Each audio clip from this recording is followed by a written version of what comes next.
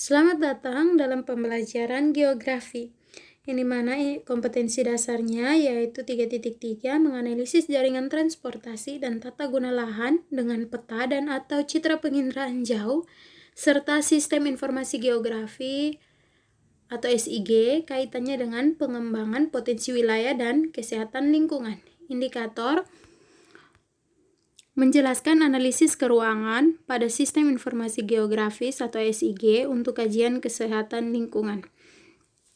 Nah, yang pertama kita akan lihat pemanfaatan SIG untuk kajian kesehatan lingkungan. Yang pertama kita tahu dulu tentang sistem informasi geografi, yang dimana dijadikan sebagai alat atau media yang digunakan untuk pemetaan dan analisis terhadap berbagai aktivitas di permukaan bumi, yang dimana SIG ini dapat digunakan oleh individu atau organisasi seperti perguruan tinggi atau sekolah, perusahaan, instansi pemerintahan, dan militer. Nah, yang pertama kita lihat pada bidang kajian kesehatan lingkungan. Nah, menurut World Health Organization atau WHO, bencana adalah peristiwa atau kejadian yang menyebabkan kerusakan, gangguan ekologis, hilangnya nyawa manusia, memburuknya kondisi kesehatan dan pelayanan kesehatan sehingga memerlukan bantuan untuk mengatasinya. Nah, pemanfaatan SIG untuk kajian kesehatan lingkungan ini antara lain, yang pertama adalah pemetaan zonasi daerah rawan penyakit melalui nyamuk seperti demam berdarah, malaria, dan chikungunya. Nah, penyakit yang disebabkan oleh nyamuk ini banyak berkaitan dengan kesadaran masyarakat dalam menjaga kesehatan lingkungan. Nah, yang kedua ialah pemetaan zonasi kesehatan lingkungan pemukiman kota. Nah, kesehatan lingkungan merupakan salah satu indikator untuk mengetahui tingkat kesejahteraan penduduk. Nah, tujuan zonasi ini untuk menentukan prioritas perbaikan kualitas lingkungan permukiman. Nah, yang ketiga yaitu inventarisasi dan pemetaan fasilitas kesehatan. Nah, informasi tentang fasilitas kesehatan secara spasial memudahkan masyarakat untuk mengetahui lokasi dan memilih rumah sakit, puskesmas, apotik, praktek dokter yang sesuai dengan harapan, yaitu fasilitas dan pelayanannya lengkap. Dan kemudian yang keempat, inventarisasi dan pemetaan status gizi balita. Nah, data yang dipetakan yaitu jumlah balita, lokasi tempat tinggal atau alamat balita, status gizi balita, baik kurang buruk. Nah, informasi spasial status gizi diperlukan dalam kebijakan penanganan gizi buruk dan perbaiki gizi dengan cepat dan akurat. Nah, di dalam ini tujuan dari tata ruang adalah untuk menata suatu wilayah dengan perencanaan yang matang, penempatan posisi layanan kesehatan, sekolah, kantor, dan pemerintah, perdagangan, dan kawasan industri. Nah, yang berikut kita lihat permodelan spasial dalam sistem informasi geografi. Nah, model ini adalah penyederhanaan atau simplikasi yang mewakili fenomena atau sistem.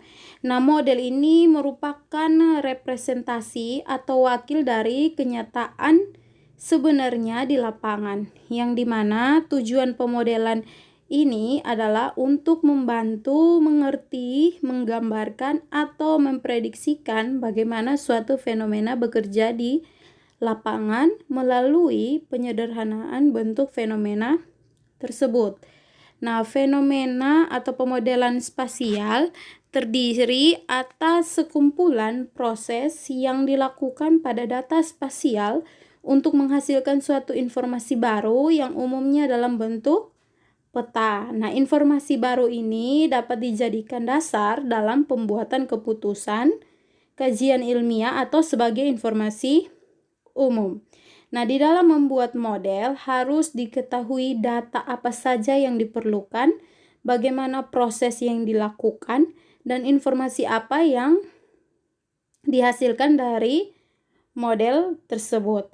Nah, dalam sistem informasi geografi dapat membantu proses pemodelan dengan beberapa cara, yaitu yang pertama, SIG sebagai alat yang dapat digabungkan dengan sumber data yang berbeda, termasuk peta-peta, terus digital evaluation model, terus data GPS, citra, dan tabel. Semua sumber data tersebut ini dapat ditampilkan bersama. Kemudian yang kedua itu, model yang dibuat dengan SIG dapat berupa vektor maupun raster. Pemilihannya itu bergantung pada sifat model, sumber data, dan algoritma komputerisasi. Kemudian yang ketiga yaitu perbedaan antara model vektor dan raster tidak menghalangi penggunaan SIG untuk kedua tipe data ini dalam proses pemodelan. Kemudian yang keempat, pemodelan SIG dalam satu program dapat dihubungkan dengan program software komputer lainnya.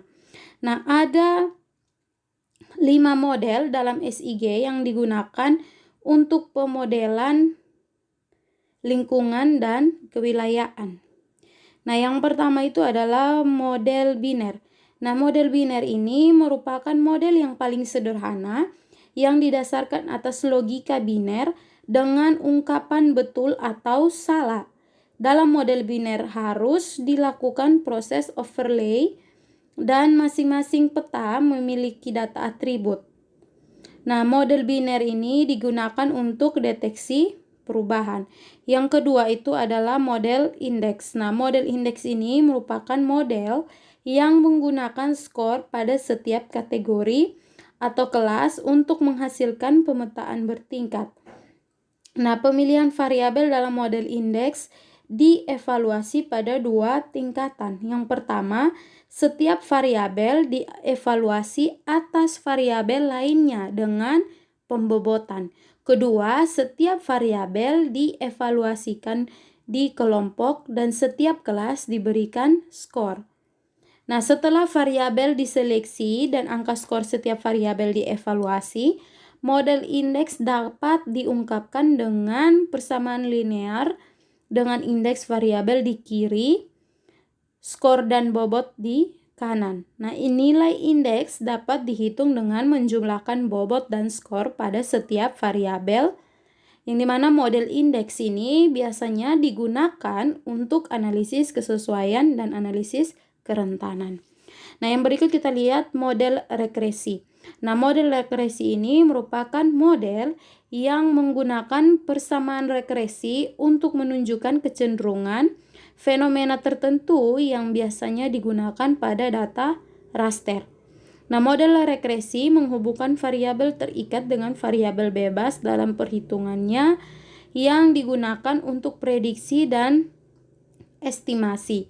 Nah, sama seperti model indeks, model regresi ini menggunakan overlay peta untuk menggabungkan variabel bebas yang dibutuhkan dalam proses analisis. Nah, yang keempat ada model proses yang dimana merupakan model penyederhanaan kenyataan di lapangan yang dimana melalui persamaan-persamaan atau rumus. Misalnya untuk mengetahui erosi dengan menggunakan persamaan USLI. Kemudian kita lihat yang kelima yaitu model jaringan. Nah, model jaringan ini merupakan model yang hanya dapat digunakan pada data vektor yang memiliki struktur topologis yaitu titik, garis, dan area. Nah, dalam model jaringan dibuatkan topologis garis yang diisi data atribut. Nah, jaringan itu merupakan salah satu tipe grafis yang terdiri atas elemen garis yang saling berhubungan, yang mana di dalam sistem jaringan tersebut dapat terjadi suatu aliran atau pergerakan dari satu titik ke titik lainnya. Nah, analisis jaringan ini dapat digunakan untuk memecahkan masalah jaringan geografis seperti jaringan jalan, jaringan sungai, jaringan pipa, dan jaringan kabel listrik.